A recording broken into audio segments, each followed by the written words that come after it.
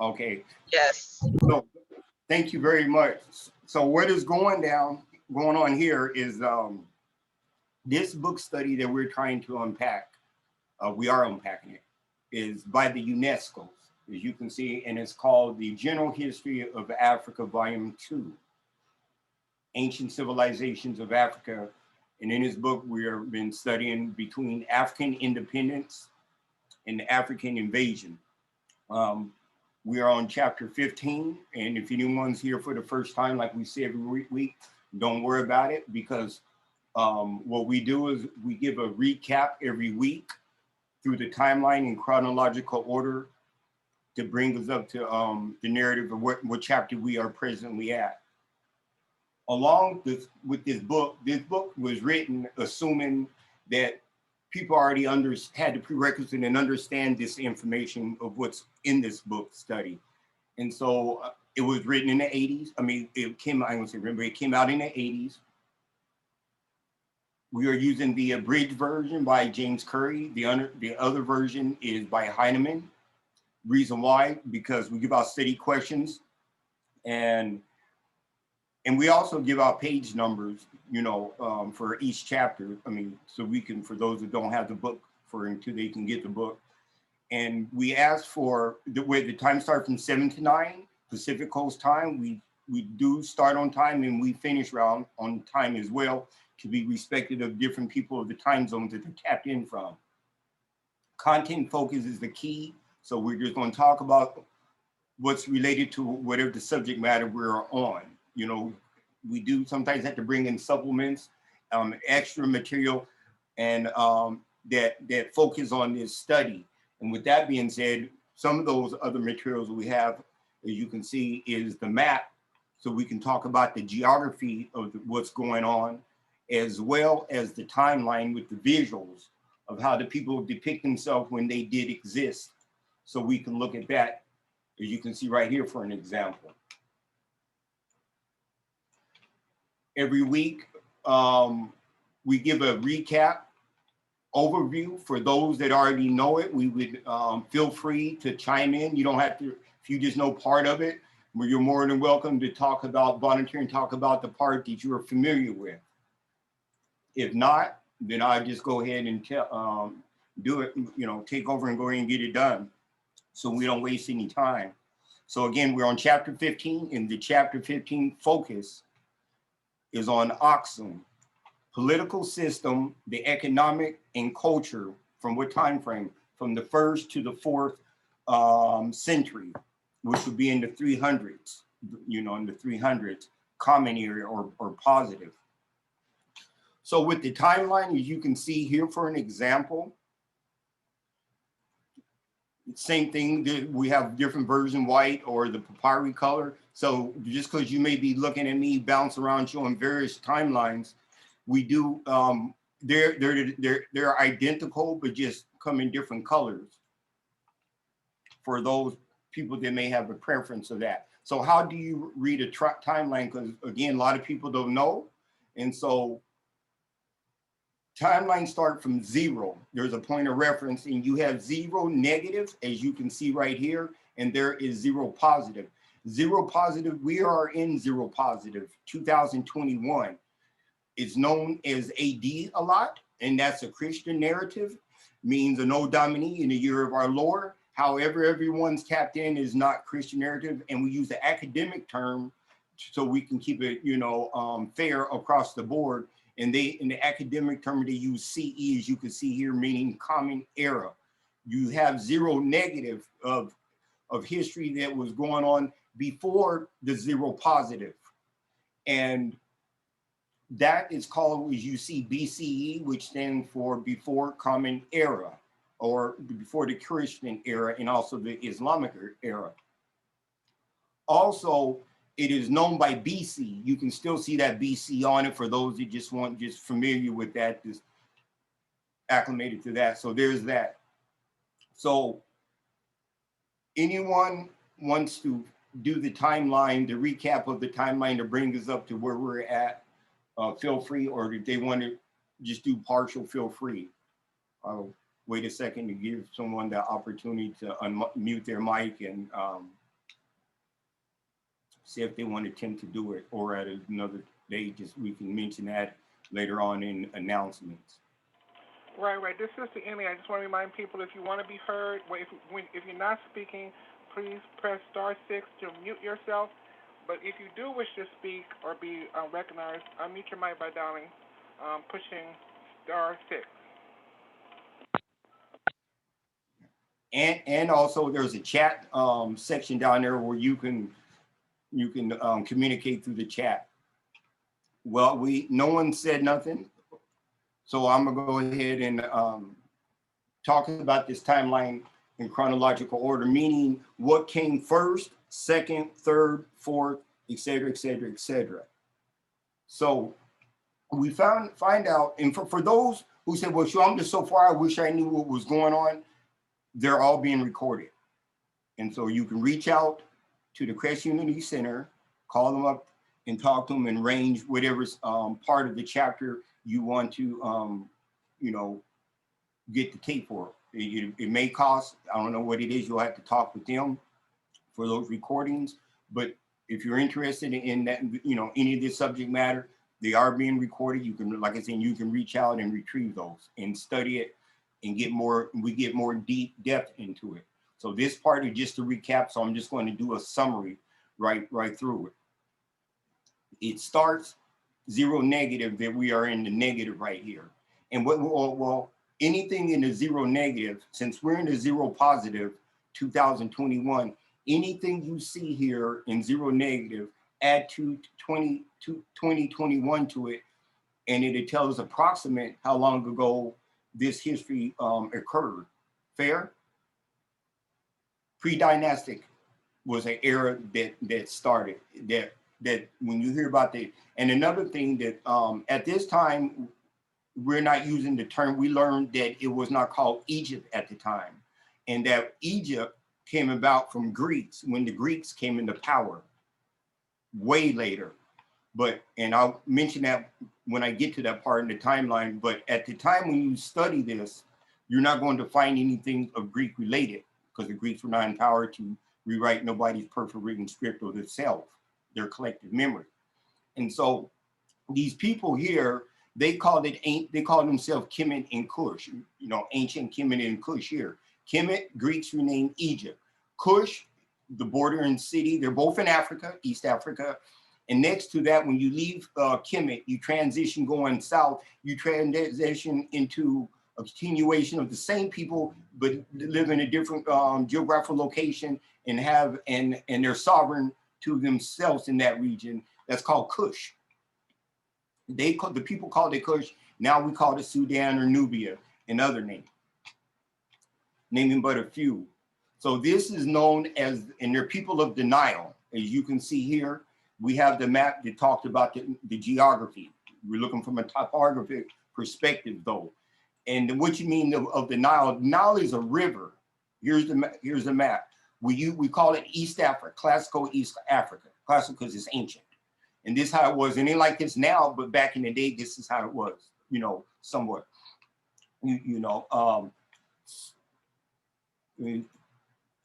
Open it up so we can see what's going on. So this ancient Kemet, we're not calling it Greek Egypt yet. At the time when they had their society, this right here is the Nile, this river, as you can see right here. It's called the White and Blue Nile and the Great Lakes region.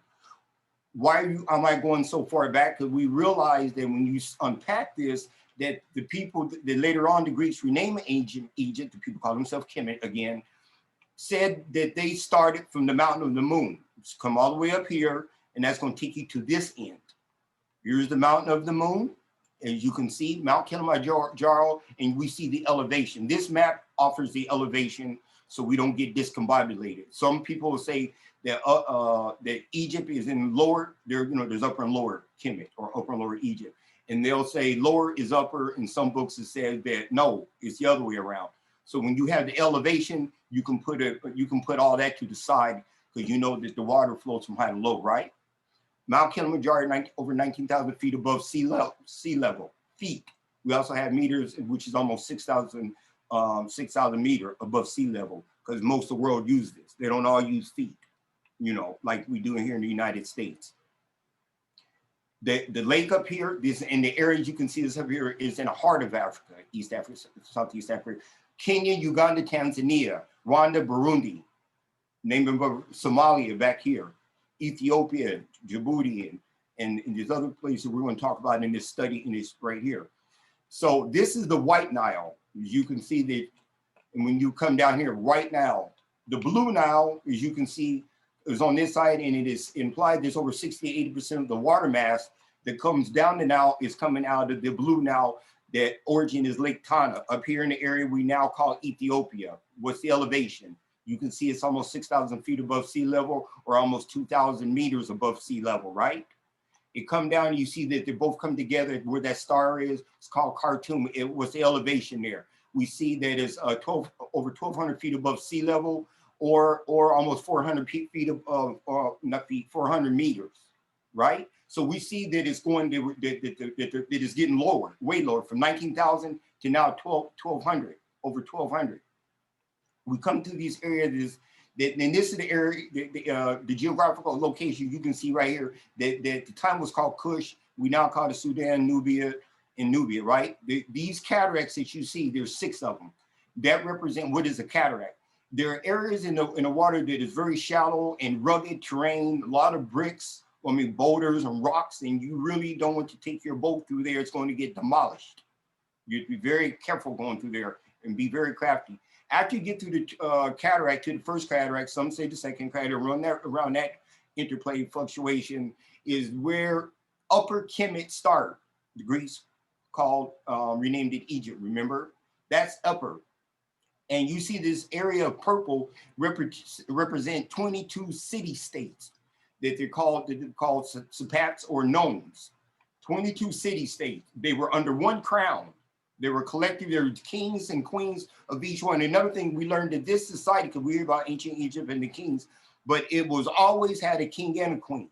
You know, what you mean always some, one passed before the other, then that was another situation. But they were always, it was always dual at least, right? That it wasn't a patriarch culture. So we learned that. And we try to keep that balance in there because they believed in balance. The 22 Sapat city-states were under one crown that governed that. What did it look like?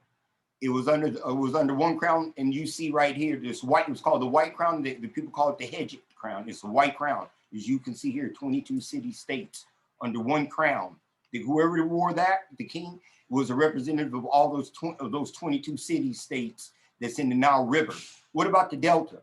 When you come down the water, you see when you get to the area now, where Egypt is we hear about Cairo, 75 feet, right, above sea level. So you see we went from over 19,000 all the way trickle down to 75 feet or 23 meters, huh? That's where the first city-states, and there's roughly around, and there's 20 of them in there. 20 city-states, Sapats or nomes. And it was represented under one crown, was unified under one crown, this red crown that the people called the Deseret crown, And so collectively there's 42 city-states, right?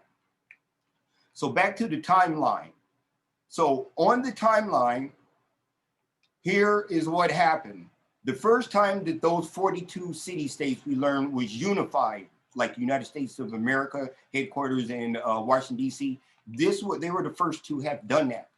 And who was it? We have the name. His name was, you see right there, and a depiction of what he looked like when he did exist. 3150 before Common Era at 2021 to it, the year we're in now, will tell you approximately how long ago that this brother right here or this African have lived. And that's another thing. These that are on timeline number 1, you will see that all of them, I'm saying Africans, even though we're not taught that from Hollywood or National Geographic or whatever, because they were, the histories, they're all scholars know that the history said they were born, and so was their ancestors prior to them, and died in Africa. So these are African people from their origin.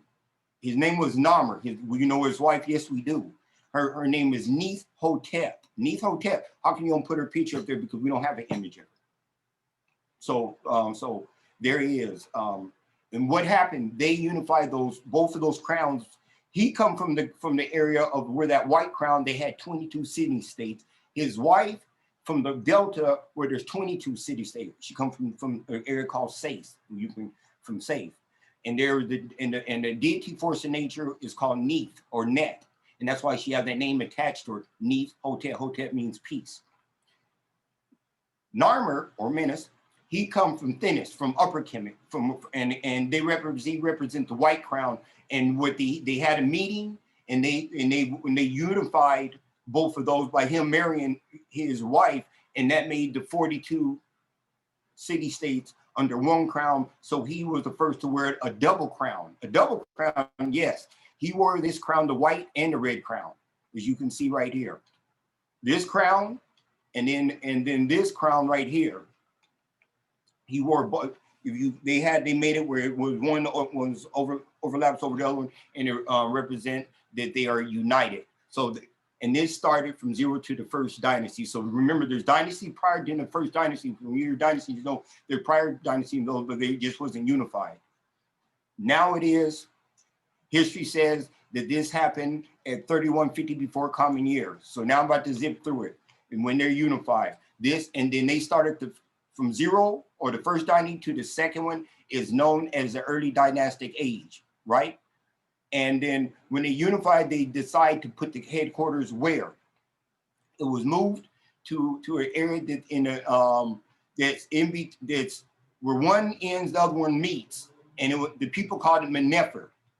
Right here. Here's another map on a different. I'll open. I mean, we like, and another thing in this class, we like to show the facts. You know, images say 1,000 words or more, so we like to take a look. So Menefer, the people call it, the Greeks, you know, in other ones, they come to rewrite your script and they change it to, we know it now as Memphis. Back then, the people called it Menefer. And you see where 1 is and where 22 is, where that transition is, that's where the headquarters was. Really? Yeah. And so at this headquarters, it was represented by the Pantheons there. Let me go up so we can show. They were the first to do the triads, and the triad for that area, if you was there, was called Ptah Sekhmet and Nefertum, as you can see right here.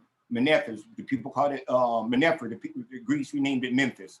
Ptah Sekhmet, Nefertum, that was where the capital was at, where the people put the capital, where they did their politics, their and the other ceremonies they did there. That was the seat of it. Back to the timeline.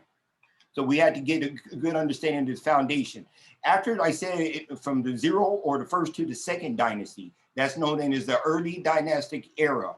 After that era, when you hear from the 3rd to the 6th, some say the 8th dynasty, that is, they're only referring to the Old Kingdom, better or known as the Pyramid Age, and this is the Stone Age. All this is the Stone Age. Actually, the height or the apex of the Stone Age. And this is the time where you're going to see a lot of writing in stone. That's why they call it the Pyramid Age, because it's the oldest book in the world, and it's written in stone. It's the pyramid text is the oldest on the entire planet, right here, and it's purely African. First pyramid on the entire planet. We know who that also. This brother right here that you see named Joseph. You can now say Joseph for Joseph. 2670 at 2021. Tell you approximately how long ago that this has happened when this pyramid, this known as the Step Pyramid, the first one on the entire planet, came about, and it was commissioned by his advisor you see above here named Imhotep. He was a master genius. Study this brother, because he's just not the father of that. He's of medicine and a whole bunch of other disciplines. Learn about it. Very, very powerful. And an advisor is like saying the second one is the next one under the president, right? It's like saying the one under the president would be vice president. The one under the king would be the visor, which would be him, the go-to man, not to be trifled with.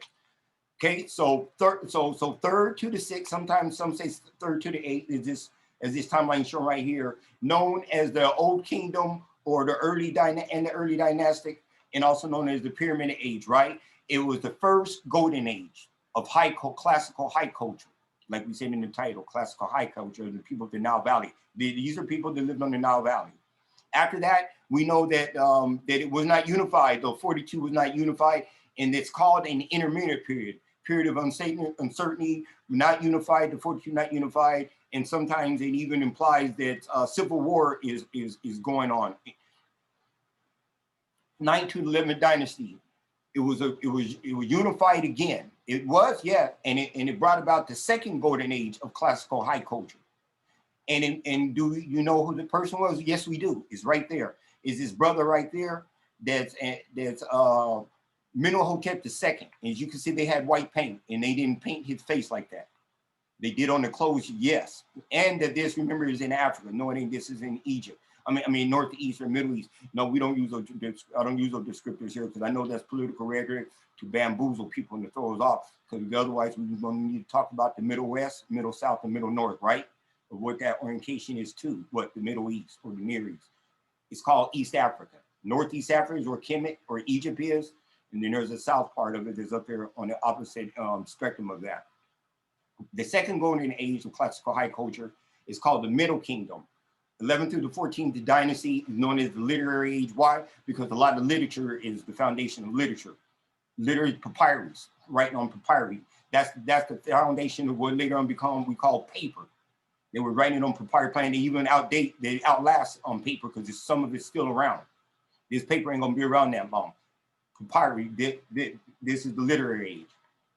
Okay, so where did the headquarters, did it get shifted? Yes, it did. We realized that where did it get shifted? It went to Upper. These people are from Wosei.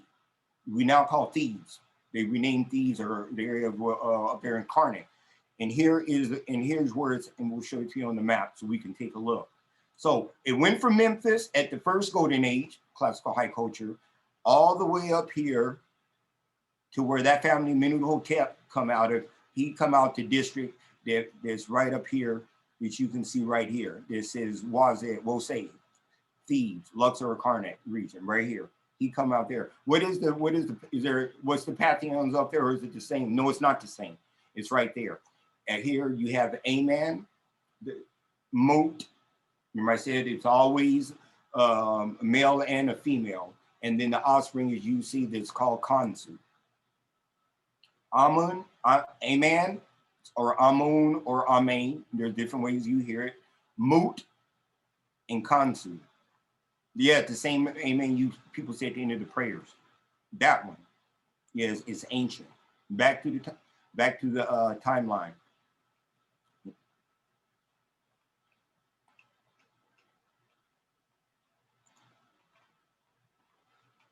Right there, Middle Kingdom headquarters, the capital went to, like I said, to Wosei.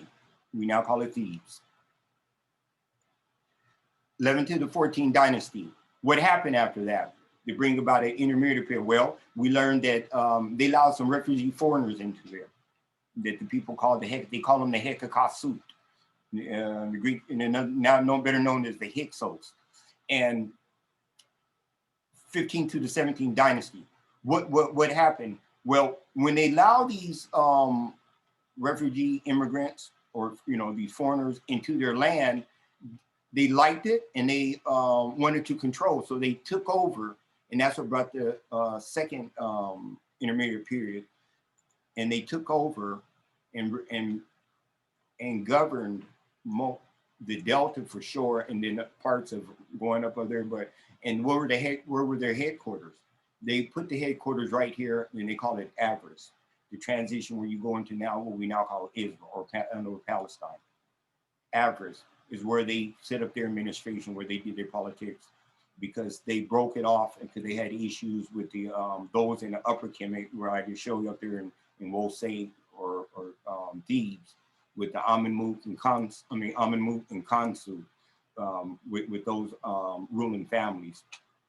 So they only lasted for maybe like 120, less than 200 years, and they were able to gain control of their territory. The indigenous people were able to gain control of their land again, and they expelled those Hekakasut, the Hyksos, and along with their own people that committed treason and sided with them, had to go. You ain't got to go home, but you got to get out of here.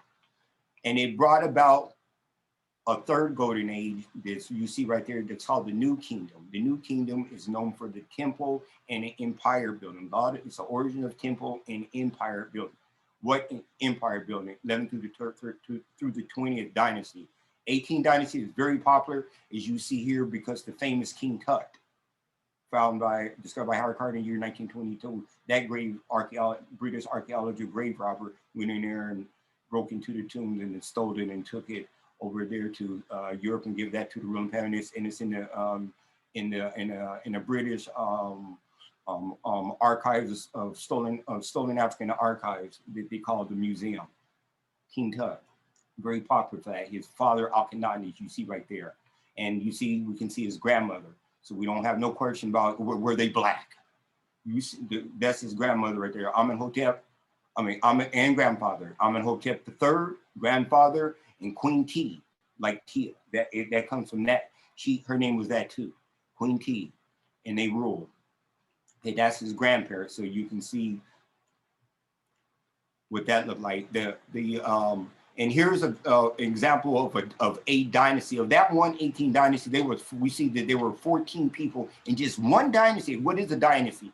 It's a family of succession ruler for under one dynasty. After they kicked out the Hekasakasu, and they started another golden age, it was started with these, which you see right here.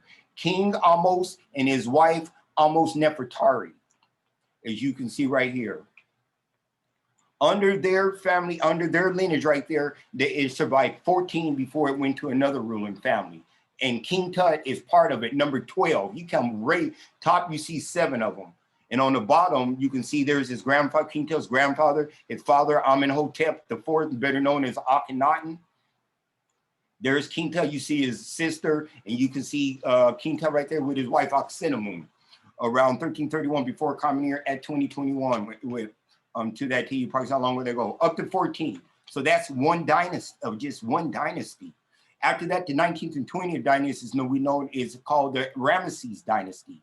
Ramesses II is very popular for that.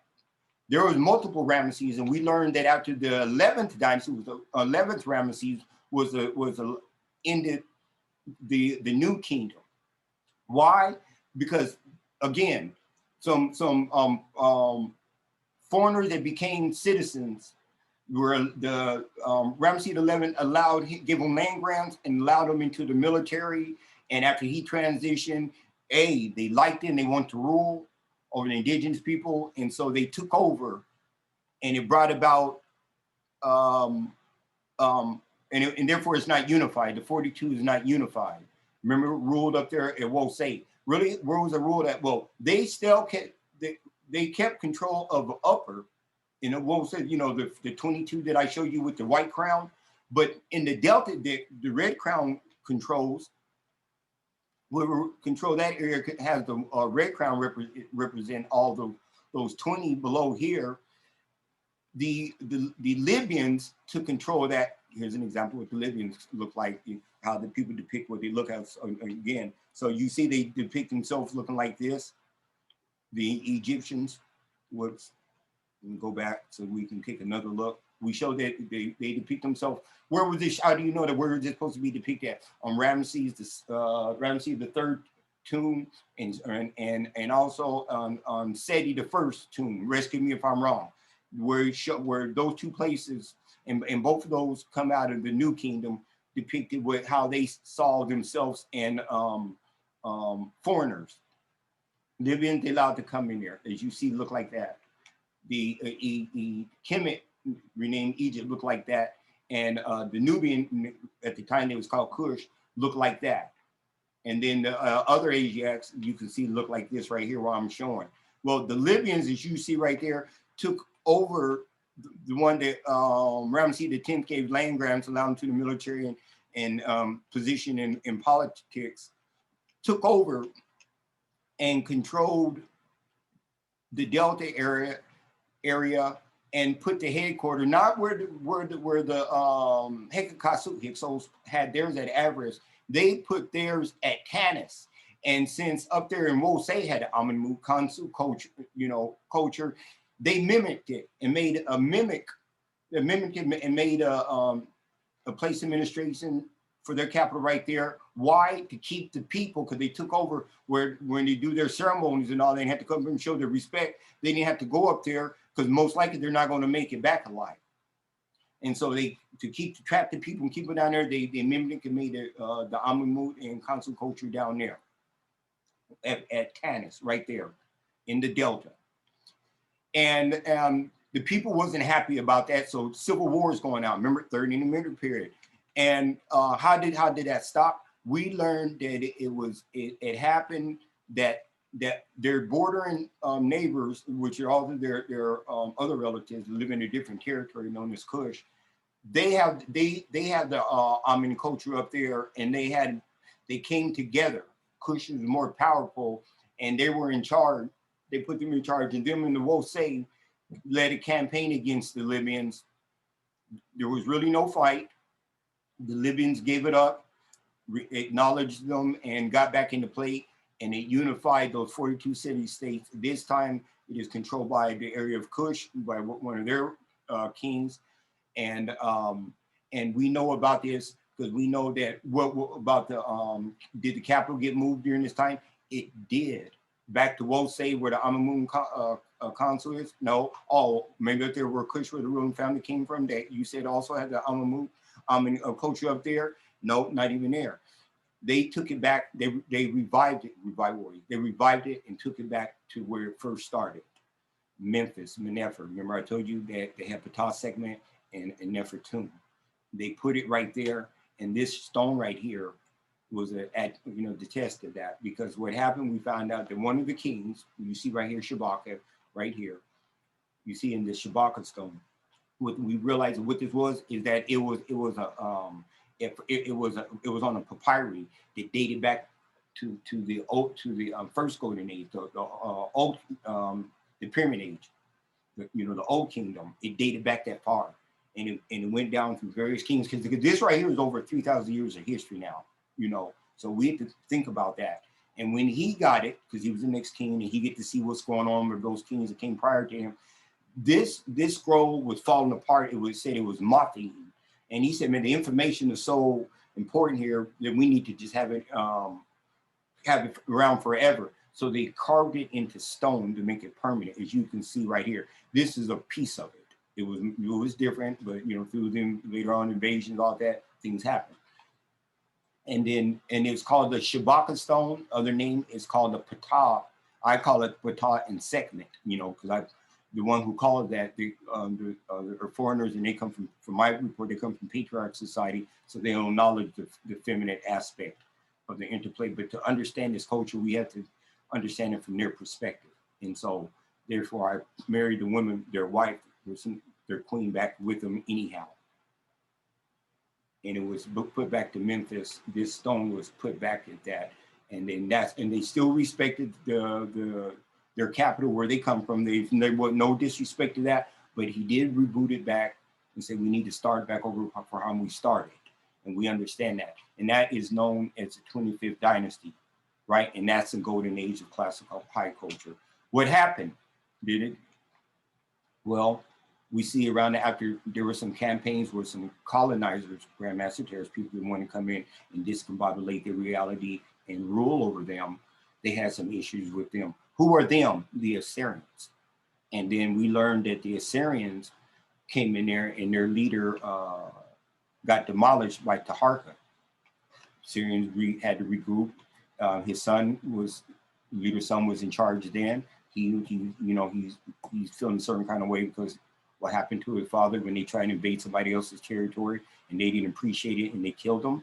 And so what happened is that those Libyans were some slicksters, and they went behind their back and struck a side deal with the Assyrians, and they worked together to gain control. And the Assyrians and the Libyans, hey, if we get in power, you put us back in power so we can rule over the indigenous people? Yeah, but and that's what happened. So this time it was Ashurbanipal who got revenge, and the Assyrians was victorious in this campaign war. Taharka was the king then. He lost his life and transitioned into life after next. What year? The year said to be in 664 before coming year at 2021. To you approximately how long ago that was. And then after that, we know that Taktamani, his cousin, there's his father right there, Shabaka, one of Shabaka's son. He was also in power for a while until he transitioned as well. And at that point, the Assyrians got control and allowed the Libyans to rule with the Libyans, as you see right here, and his name was Santik. Where did the area of politics, administration, capital, did it get moved? It did get moved. Where did it well, far as the Assyrians, they went back home and did their politics from where they are, as you can see, to Satan. And the Libyans was their puppet rulers, the Libyans, and what they did is that they put the politics, the seat of ministry, the capital right here at Sais, actually where Narmer's wife come from. Remember Neith from, or there's some names is Net, Neith Hotep, I remember. The pantheon there, the first feminine force of nature representation is known as Neith at Sais, and that's where the Libyans chose to do their politics. Prior to that, the Libyans, when they was in control, and the Third Dynasty was at Tanis. This time it's at Sais, and the ruling family is Santik's family, the Santicus, some call it, as you can see right here, and they were puppets to the Assyrians, and they governed like that. That's the 20, and I brought it back to 26th Dynasty Age. You can see this is on a whole different scroll, because at this time that the Africans are not governing over their affairs. We learned that they are always putting up resistance to these foreigners or grandmaster terrorists coming to wreak havoc on their reality, on their culture, and their way of life, and to force their baggages on them against their will and rape them of their collective memory, their histories and all that, their artifacts, and control it, their narrative. So a lot of people are not happy with that, and they put up a resistance to it, a righteous resistance to it.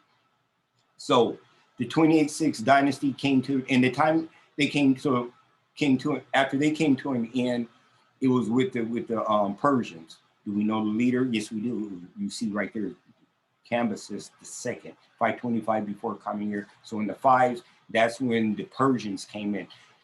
What about, did they move the capital? Yes, they did. Not in Kemet, because it's still called Kemet at this time. They did their politics on their own home court advantage, which is in Babylon and some in Susa, and they had other ones too. Maybe I think there were around 5 of them. What did they do? When they came in, they have their own deities. And so what they did, and they called their deity, they called, and this is 27th to the 31st dynasty that the Persians we learned rule, and their deity at this time is Zoroaster. Hebrew Mazda is a deity, and his prophet name is Zoroaster, Zoroaster.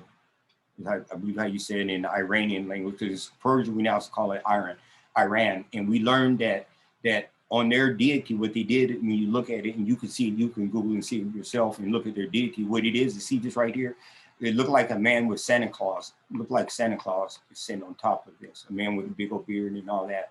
To me, it looked like Santa Claus, and he's sitting up here on top of that to me to show that we have conquered your people, and now we are superior to you guys as deities or force of nature representations. Some call it gods or whatever. And then the Persians we learned, and then they inflicted that on all their human subjects, and their language is Aramaic. Like the Bible's written, they say Hebrew and Aramaic. That Aramaic, that is a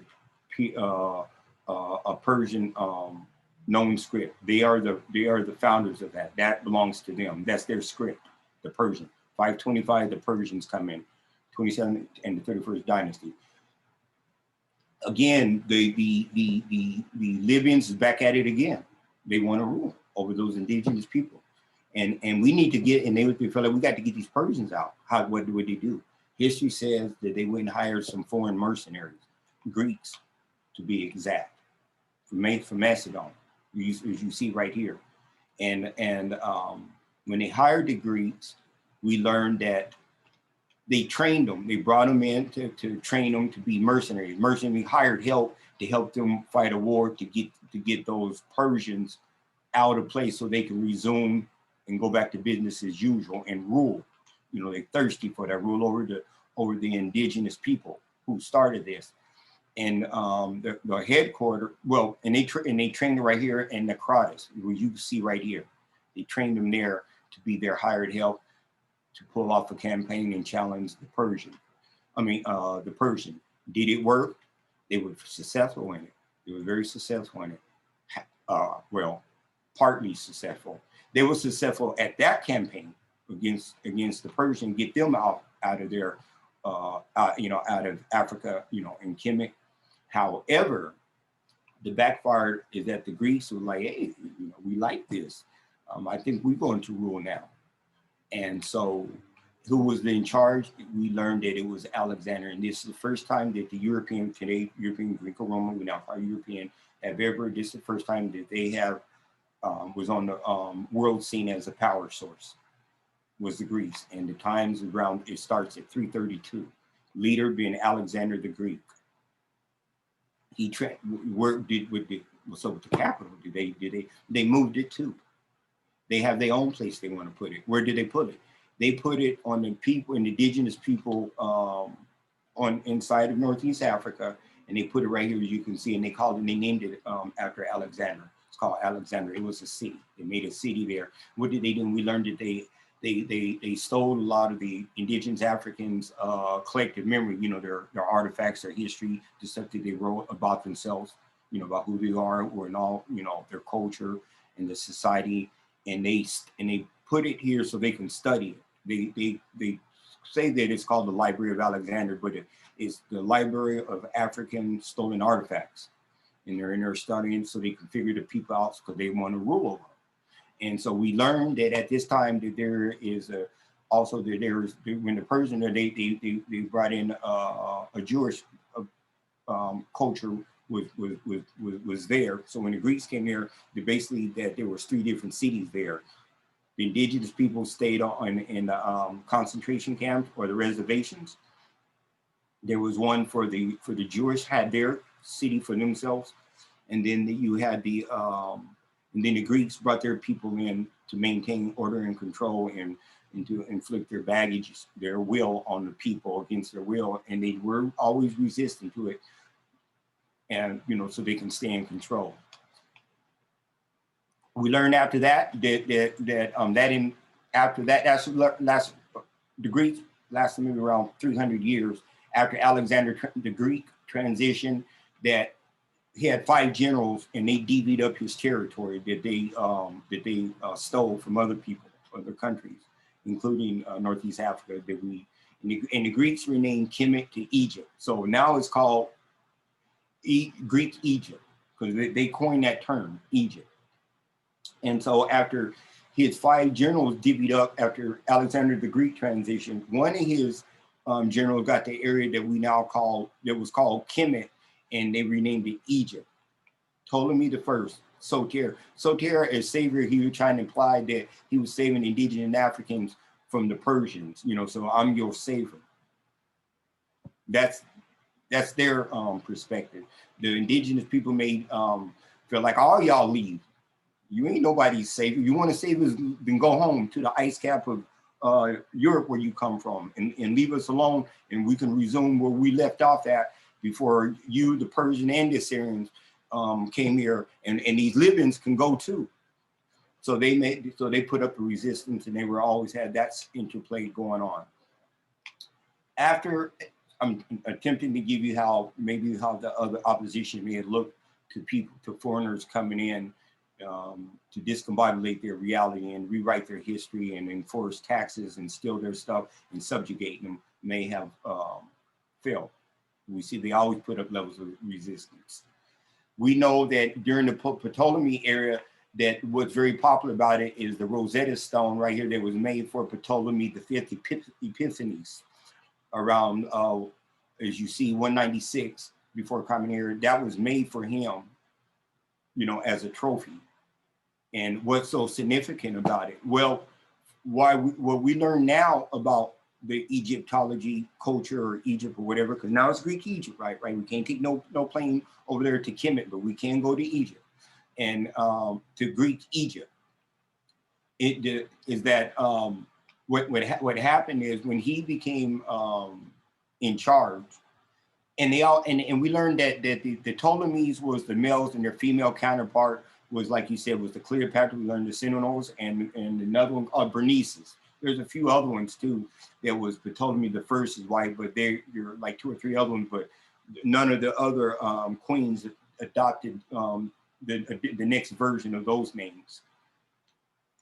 Well, what happened is when we fast forward, and then I'm gonna bring it back with this Rosetta Stone, how we know so much, is that this piece of rock right here that's called the Rosetta Stone was found in a delta in a city that was called Rosetta. And the Greeks called Rosetta. And that at the bottom of this piece of this stone right here is the description is in Greek. The middle piece is of the indigenous people for their society. That's called demotic, not demonic, demotic. Because some say, you mean demon? No, demonic. I mean, not demonic, demotic. And then there's as you can see right here, you can see that where there's a groove to separate the bottom. So the center piece, demotic. There's a line here, and they show there's a different type of description up on top. The people call it the metanetra. Greeks renamed it hieroglyphs. Okay, well, when the Greeks, Jacques Champollion, year what, around 1900, he was a French archaeologist, grave robber that came in with Napoleon to Africa to do some more skilling and controlling of the resources over there. Came across this piece of rock right here, and then at the time they couldn't read it. The European culture, no one could have read it because it became a dead language. And Jacques Champollion, they speak Greek. He saw the bottom of the description was in Greek, and he said, "Aha, we got it! So now we know what these Africans were talking about back in the day. We can read their writing on the walls and all that, because this part, all 3 of these writings right here are all saying the same thing. So now we can decode these 2 layers right here based off of that one, the Rosetta Stone. Where is it at? The British. It's in the British warehouse of stolen African artifacts and other people, other culture artifacts as well. That's called the British Museum. This is there, as well as Shabaka Stone right across from there. Both of them there. This one gets more traffic because the European, they connect with them, because a lot of the books that we get now by Bud Faulkner and Macy and all of them, those books are going to come out after the Europeans can figure out what's going on and decode it, so then they can bring their archaeologists and scholars and grave robbers and start to steal some of the stuff and kick it back to various parts of Europe, and so they can conduct a study on what's going on and also to advance their society right there. So a lot of this stuff is spread around Europe. There's a lot of museum of a lot of these African stolen artifacts of our collective memory. So I just want you to know. So anyway, back to the timeline real quick. After the Greeks fell apart, the year says 30 before Common Era at 2021, which tells approximately how long ago that's been. And there was a campaign by another power source that wanted to rule. It was trading ground known as the Romans. And Cleopatra the 7th, a lot of people hear about Cleopatra, a lot of them don't know that was the 7th. There was 6 prior to her. Cleopatra and her various mistresses, this one in particular, Mark Antony, they transitioned at the same time and said the gig is up, and the Romans came in and they ruled. What did the Romans do?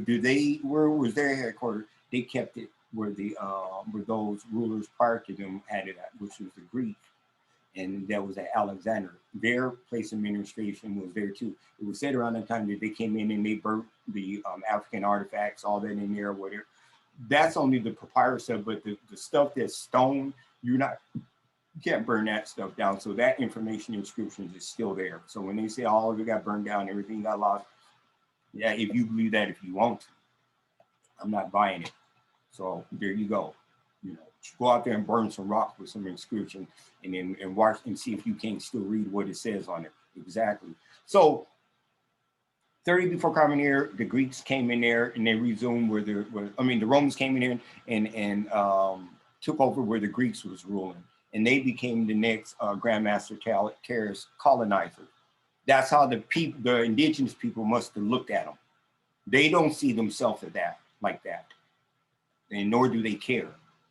So they came in and they were, and this is the era. Then we brings to zero, and then after zero, you're going to zero positive. But for this book study on chapter 15, it only deals with the first to the fourth common era, which in the 300 area. So this is still in play because we're now in a different area. So what did this timeline have to do with it? You know, well, this timeline has to do with this whole book that we're doing only deals, it goes up to the 7th century. And this timeline also goes up to the 7th century. As you can see right here, 641 is the 7th century.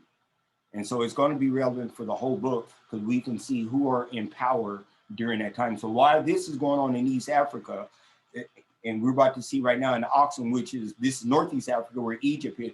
When we get to Oxum area, we see that that's on the opposite side, on the other end of the spectrum. And that's what we're studying right now about up there in that area that was called Kush, later on Oxum. Now it's the Oxum Empire. And so political system, economics, and culture, first to the 4th dynasty. And I'm gonna turn it over to Sister Annie. And I'm gonna put some staples on my lips.